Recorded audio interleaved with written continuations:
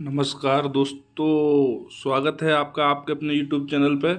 तो मेरे मित्रों, आज हम डे 2 का टारगेट जो है वो आपके सामने लेकर आए हैं। कल हमने डे 1 का टारगेट आपको दिया था। इसी तरह के टारगेट आपको आपके एग्ज़ाम तक मिलते रहेंगे। आपको बिल्कुल टेंशन लेने की ज़रूरत नहीं है। आप डेली इनको सिर्फ पढ़ते रहें, उधर उधर फालतू की स्ट्रेटजियों के चक्कर में ना पड़ें। शायद राजस्थान के एग्ज़ाम के बारे में इस तरह से डे बाई डे टॉपिक शायद ही कोई पहली बार दे रहा होगा जिस तरह से मैं आपको दे रहा हूँ। ठीक है ना दोस्तों। और मैं आपको जब भी कोई टॉपिक दूंगा तो पूरा एनालिसिस करके दूंगा उसका कि कोई टॉपिक आपको तैयार करना है तो किस तरह से करना है। ठीक है मेरे मित्रों। तो अभी हमारी 3 सब्जेक्ट चल रही हैं। ठीक है, 3 सब्जेक्ट चल रही हैं अपनी। कौन कौन सी चल रही है? एक तो जियोग्राफी चल रही है इंडिया वाली, ठीक है, और एक आपकी पॉलिटी चल रही है, ठीक है, और एक आपकी चल रही है टेक। ठीक है, साइंस एंड टेक का पार्ट लेके चल रहे हैं। उसके बाद अपन बायोलॉजी पे आएंगे। तो दोस्तों अपन चलते हैं सीधा। आज आपको कौन कौन से टॉपिक करने हैं मेरे मित्रों? ठीक है, देखो, डे 2 में आपको पहले आना है भारत के भूगोल पे। भारत के भूगोल पे आज आपको करना है पूर्वी घाट, पश्चिमी घाट, मध्य भारत की पर्वत श्रृंखला और प्रमुख पठार। ठीक है, किस तरह से इनको तैयार करना है आपको? तो दोस्तों, पूर्वी घाट पे जब आप जाओगे तो इसके निकनेम क्या है, मतलब दूसरे और कौन से नाम हैं इसके? ठीक है, दूसरे नाम क्या हैं, प्लस इसकी सीक्वेंस वाइज है, जैसे पालकोंडा, नालकोंडा, जवादी, सिवरॉय, सीक्वेंस वाइज पहाड़ियाँ कौन कौन सी हैं पूर्वी घाट पर, वो आपको याद रखनी है। ठीक है, और सबसे ऊंची चोटी कौन सी है वो याद रखनी है। कौन सी क्या रखना है? सबसे ऊंची चोटी। ठीक है, ये सारी चीज़ें आपको याद रखनी है। सबसे ऊंची चोटी, और यही आपको पश्चिमी घाट पे याद रखना है। क्या याद रखना है? कि कहाँ से कहाँ तक फैला है, कितने राज्यों के अंदर आता है, इसके दूसरे नाम क्या हैं, इसकी सर्वोच्च ऊंची चोटी कौन सी है।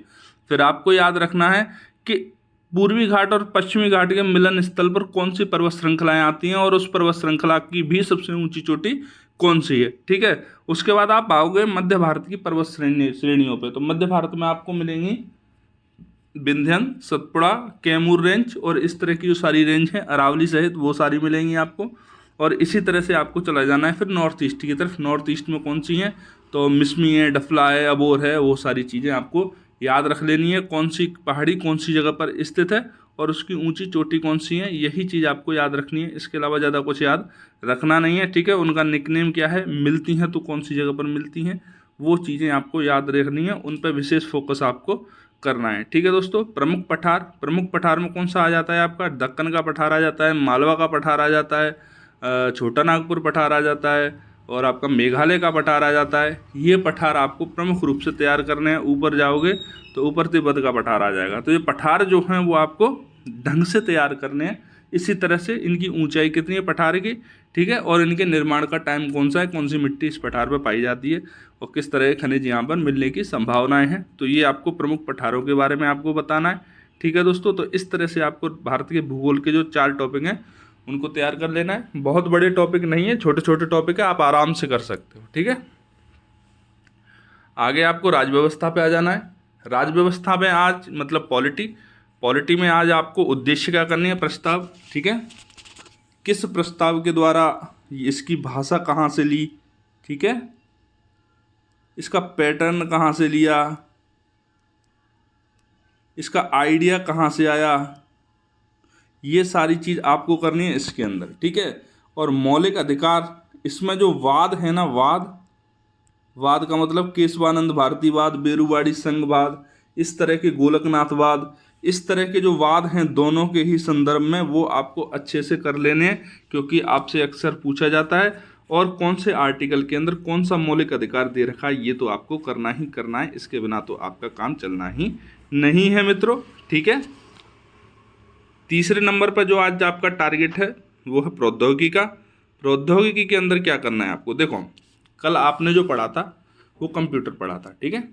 आज आप जो पढ़ोगे वो संचार और तकनीकी सूचना प्रौद्योगिकी वाला एरिया पढ़ोगे। कंप्यूटर आपने पढ़ लिया, कंप्यूटर के कौन कौन से अंग होते हैं, रैम क्या होती है, रोम क्या होती है, सीपीयू क्या होता है, सॉफ्टवेयर क्या होता है, विंडोज़ क्या होता है, कुछ जो शॉर्ट में एचटीटीपी वगैरह होता है उसकी फुल फॉर्म वगैरह क्या होती हैं, वो कल आपने देख लिया होगा। और आज आपको जो देखना है वो सूचना प्रौद्योगिकी देखनी है, ठीक है। मतलब कंप्यूटर से जुड़ी हुई दूसरी चीज़, दूसरे पहलू पे अपन आ जाते हैं, ठीक। इस तरह से आज हमारा ये संचार और सूचना प्रौद्योगिकी वाला जो टॉपिक है वो कवर हो जाएगा कंप्यूटर से। दोस्तों, संचार और सूचना प्रौद्योगिकी वाला जो एरिया है उसमें आपको देखना है नेटवर्क, जैसे लैन, वैन, wide area network, local area network, इस तरह के नेटवर्क के बारे में आपको देखना है। इनकी परिभाषा याद रखनी है और इन दोनों के बीच में अंतर क्या है वो चीज़ याद रखना है, ठीक है।